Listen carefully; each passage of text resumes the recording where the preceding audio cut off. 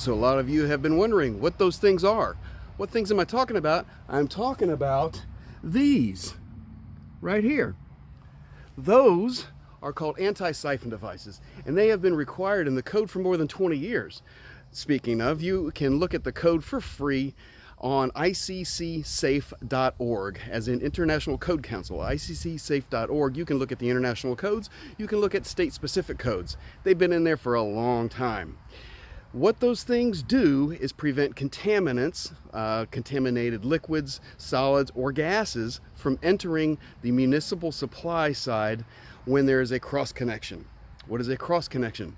A cross connection is when you have a hose that might be submerged in a bucket full of chemicals. Sometimes it's a laundry tub or something like that used to wash animals, and a hose is extended below the flood rim level. Sometimes people are filling up really nasty pools. Sometimes it's one of these things that you attach to your hose when you're spraying chemicals out in the yard. Anytime there might be a low pressure created by the municipality or even the fire department creating a low pressure situation, you wouldn't want those contaminants being pulled back into the supply system. Bad things happen. That's why they have been required.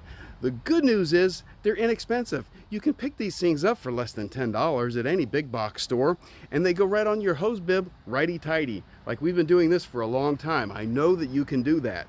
So, yes, they've been required.